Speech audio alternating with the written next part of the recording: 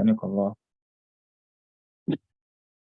سبحانك اللهم وبحمدك أشهد أن لا إله إلا أنت أستغفرك وأتوب إليك رب اشرح لي صدري ويسر لي أمري واحلل عقدة من لساني يفقهوا قولي السلام عليكم ورحمة الله وبركاته. وعليكم السلام ورحمة الله وبركاته. So just as we progress today is our day 4, alhamdulillah, and just where we left off yesterday, we stopped at verse 10. We're getting into verse 10 because 9 and 10 actually connected. I would like to bring a reminder. Verse 9 says, وَجَعَلْنَا مِنْ بَيْنِ أَيْدِيهِمْ سَدًّا وَمِنْ خَلْفِهِمْ سَدًّا فَغِشَيْنَاهُمْ فَهُمْ لَا يُبْصِرُونَ. We reminded us yesterday that Allah said He has put a barrier in front of those that receive the message, and behind them is a barrier, so they are in confusion and they will not be able to receive the message that was prescribed to them. And also Allah proceeded. Allah said, وَسَوَاهٌ عَلَيْهِمْ أَأَنذَرْتَهُمْ أَمْ لَمْ تُنذِرْهُمْ لَا يُؤْمِنُونَ. If you want them, if you do not want them, for them their name has been written among those that will be doomed. So even your warning will not be beneficial to them. It's either you want them or you do not. We have their name with us as those their punishment has been ordained on them. So this is what Allah is reminding Rasulullah sallallahu alaihi wasallam.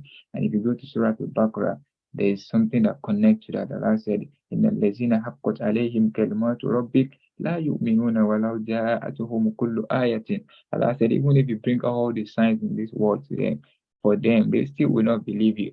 They're still going to tell you everything is fake, everything is fallacy. This is what Allah has blocked their heart. So this is two things I want to let us recap. Allah said, number one, I have blocked them. In front of them and behind them, there has been a barrier. They're going to be going in confusion till the end of their life, right?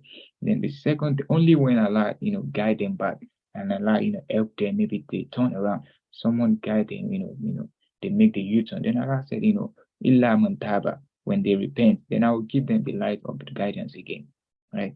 And the second set of people, Allah said, I put chains in their neck. So look, let us try to put this in a picture.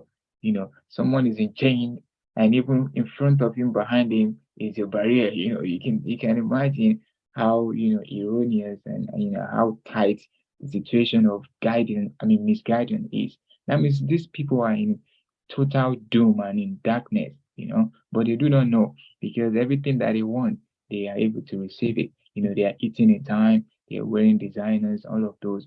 But Rasulullah sallallahu alaihi wasallam has reminded us that this world is going to be a little bit of hardship on the Muslims, but wajannatul kafir is going to be like a paradise on the disbelievers. So they will be lost.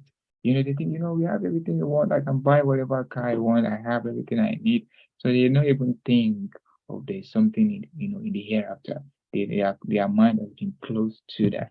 So that's just a quick recap on verse 9 and 10. And inshallah today we'll be focusing on just verse 11 because there's basic lessons that I want us to pick here today. Bismillah ta'ala.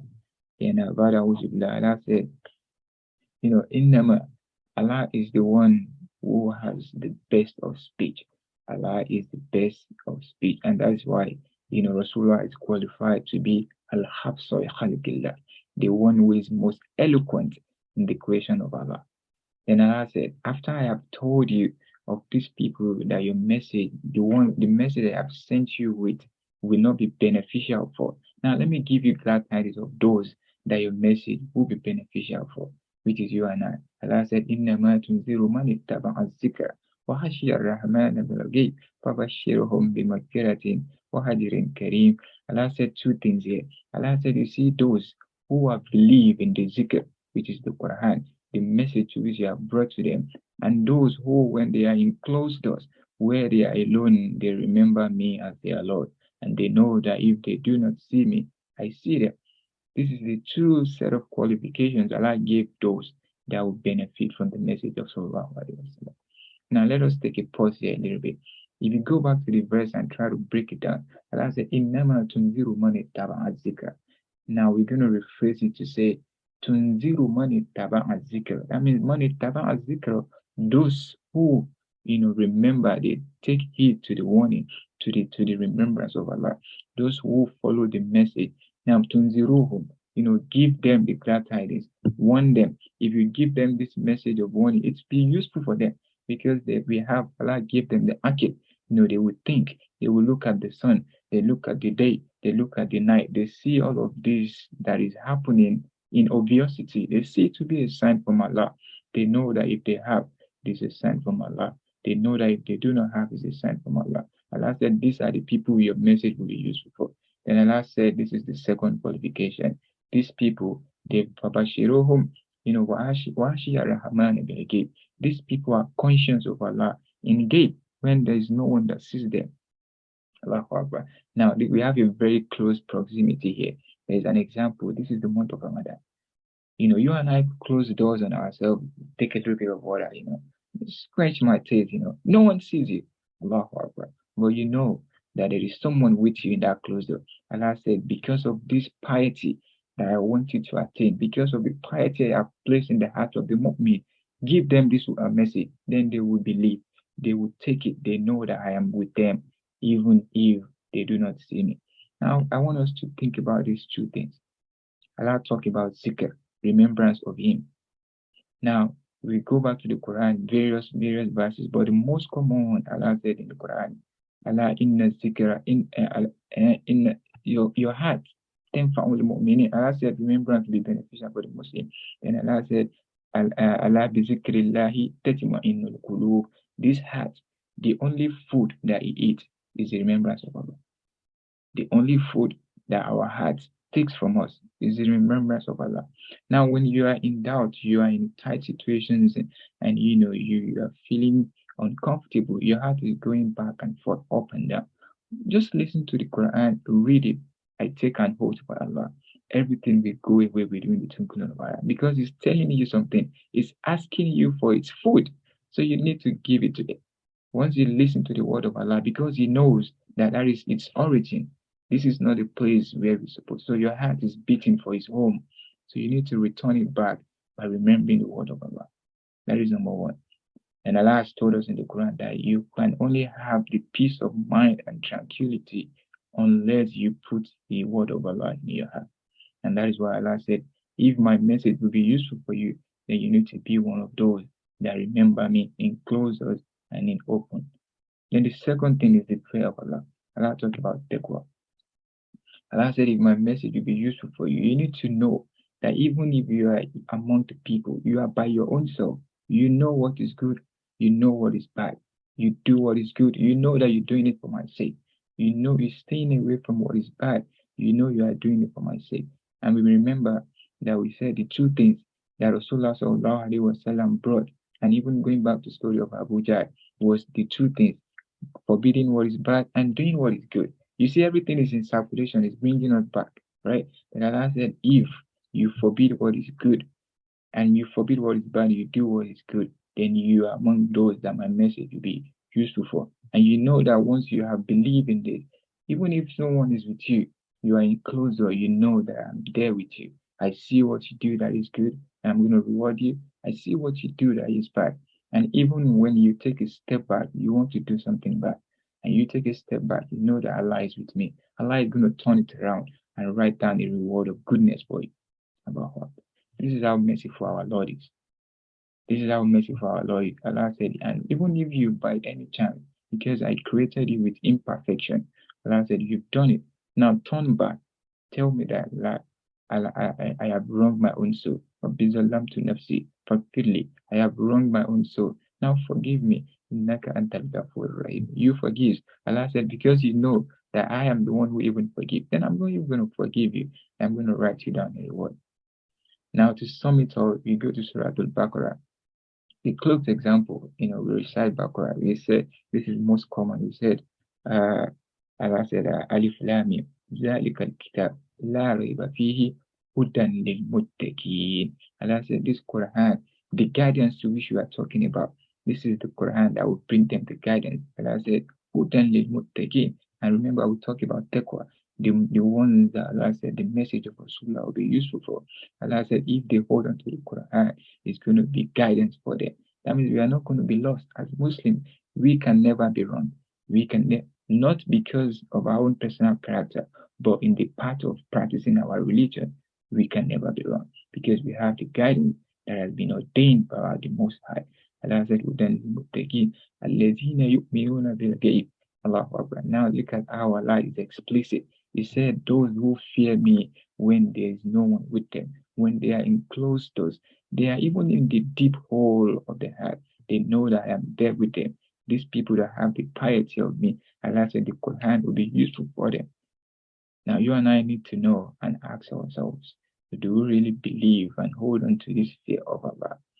Being fearful of Allah doesn't mean we are afraid of Him, but we are fearful of Him because He is our Lord and He can do whatever He wishes to do, right? So we are holding on to say that I believe in Allah, I believe in His word of His prophet.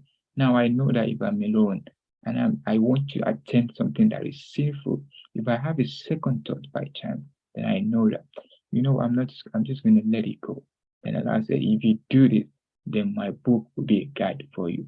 الَّذِينَ يُؤْمِنُونَ بِالْغَيْبِ وَيُقِيمُونَ الصَّلَاةَ. Then Allah, they keep all the qualification. They pray, they give zakat. Look at how Allah ends it for you and I. Allah said, these people that I've told you, these are the muflihun, these are the ones who have truly succeeded. May Allah count you and I among those that will be muflihun. The falah. That is why when you go to Surah Al-Mu'minun, Allah said, "Qad aflaha al-mu'minun." Indeed, the mu'min, those who have believed in my word, they have truly succeeded. They have truly succeeded. When Allah said qad, the qad then means indeed, with certainty, they have succeeded. Why? They pray, they believe in my word, and they know that someday they're going to come back to me because inna lillahi wa inna ilayhi raji'un. We came from Him and we're going to go back to Him. Allah said, hold on to these two things. Hold on to my fear when you are in closest, and put the zikr, put my remembrance in your heart, and let it direct you, and you're going to see my light as a torch for you as you navigate the journey of your life. This is the message for us today. For you and I to ponder upon and know that we have all we need in Islam. It's going to be hard sometimes. It's going to be tight. But Allah has promised us as something that is coming after that as easiness. And in this world, we might not get all we want. But for a fact, Allah always gives the Muslim what they need. Allah always gives the mu'min what they need. Because Allah said, I have closed injustice upon my own self. If Allah created us and He doesn't feed us, that is injustice. Allah said, I will not do that to you. You might not get what you want. You need this car, you need that, you need that. You might not get it. But what you need to survive so that you can worship me, I'm going to give it to you. But in the hereafter, for you, Jazawul Akbar, Jazawul Kareem, you have a blessed reward with me. I have created an abode for you. You will live in palace. Individuality, whatever you ask for will be presented to you even before you make the request. Allah make this easy for you and I, so that our final abode will be the best of our days. أقول قولي هذا واستغفر الله لي ولكم. If any questions, inshallah.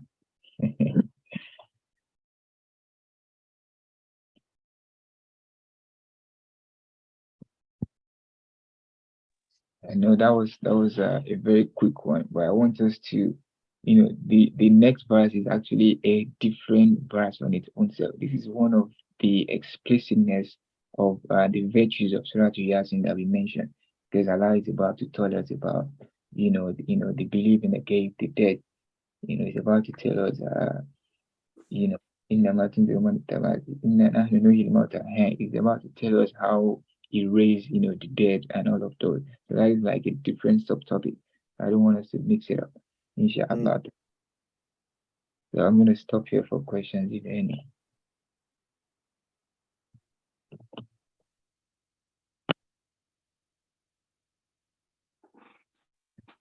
So, Akhi. Yes, sir. So the dhikra in this case, in this ayah, is referring specifically to the Quran. Yes, sir. The Quran. Yes, sir. Yes, sir. And that's why I connected that to when Allah said, Allah bi zikrillahi, that's with the remembrance of Allah. And the zikr there, is the best of zikr is the Quran. Is the Quran, the word of Allah. And you're saying this khashya in this case does not mean a fear that you fear somebody because they're terrorizing you. It's more of a fear of not doing what that pleases them. Yes, sir. Yes, sir. What they requested of you to do, you have Right. They question you fear enough that you don't want to make sure that they're not going to be unhappy with you, basically. exactly, exactly. That's the right context for it. Yes, sir. Yes, sir. Yes, sir. Yeah, that's about it. May Allah give us a good understanding. I mean, make it useful for us. May Allah feel count us. that would not say what they do not do. May Allah count us among those that I will listen mean, to God and follow through with action. Bismillah. Yeah. Yeah, I like this verse because in itself it calls people's to attention, then it makes a promise. The promise is said after you have told this, tell them this to do, then Fabashiruhum and give them the glad tidings. Fabashiruhum bimagfiratin wahajirin. I did not break that down. That's a that's right. That's right. and I said two things. So this is two action and two reward, even though the quantity of those two reward is magnificent. Because Allah said, Fabashiruhum bimagfiratin. Give them the glad tidings of forgiveness. Wa ajrin kareem. Allahu Akbar. The reward that is beautified. When Allah tell you it's beautified, then you cannot imagine. Allah is Jamil. Look at the sky. Look at the rainbow when it comes out in its full color. See how beautiful it is. Allah said, I'm going to give a reward more beautiful than that. Ajirun Kareem. You will be honored with it. It's going to be just have your name on it. Allah said, after I forgive you, then I know I'm going to forgive you here. Then once Allah forgives you, the light will descend in your heart and you'll be able to see things. They said the people who have piety, they walk in the light of Allah. And once Allah descend the light on you, you're going to think something when people don't see it in a way that it is. You're going to see it because Allah has given you the light of Hidayah. Allah has cleansed your heart. And the scholars told us that this heart, Allah said, is Qarib. Allah said, I'm closer. The reason why we cannot feel, because we cannot see Allah, but we can feel His presence. They said the reason why we cannot feel the connection is because our heart is dirty. Now, what can clean the heart is forgiveness and the remembrance of Allah. Because if Allah forgives you and your heart is clean, then you're able to connect to the maker of the heart. You're able to connect to the Lord of your own soul, and He's going to give you His word of understanding. So this is the 2 for 2. And Allah said our sins will be forgiven, and He's going to give us a beautiful reward. Bismillah.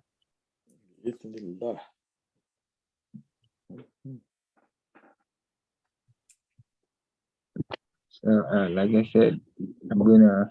This verse is very interesting because I see Allah is telling us that whatever you do is like a reminder to let you know. Like sometimes as humans we ask ourselves, what I'm doing, no one sees me. You can see. Let me just leave it for a little time. I'm gonna give charity. I'm not gonna do what that is good, but because you're thinking no one sees you, you're not going to do it. Then Allah said, that is what I love actually. I love when you give from your right, the left does not see. When you are alone, you know that I'm with you and you start doing zikr. You are remembering me. You're having a connection. You're communicating in your own singular presence, in your solace. You know that I am there with you. Allah said, I love that. When you are with your own self, that is when Allah talks to you. And we learn from the life of Sallallahu Alaihi Wasallam. That is when Allah wants us to be alone. That is why most scholars they used to do what is called they do iktigab and they do halwa. They do halwa. They just want to be alone. They're trying to stay away to connect to their Lord. Allah said, pick lesson from your prophet. Allah wants him to be alone so he can communicate with it. That is why before he received nubuwa, before he received prophethood, Allah directed him to be going to the cave of Hira so he can be used, get accustomed to being alone. So Allah can talk to you. Allah said, let us emulate this kind of character. Try to be alone and know that while you are alone in that closed door, Allah said, I am with you. Your presence there alone, you are fearful and know that someone is there with you. Now, once you have opened your heart for me, the door has been opened. I'm going to walk into it and speak to you, and your affairs will be easy. This is for us today. And I make it easy for you and useful myself and you, so that we are able to act upon it and be better servants. Jazakallah khair, my brother. Amin wa yakum, sir. Alhamdulillah. May Allah grant us ease, inshallah. Inshallah.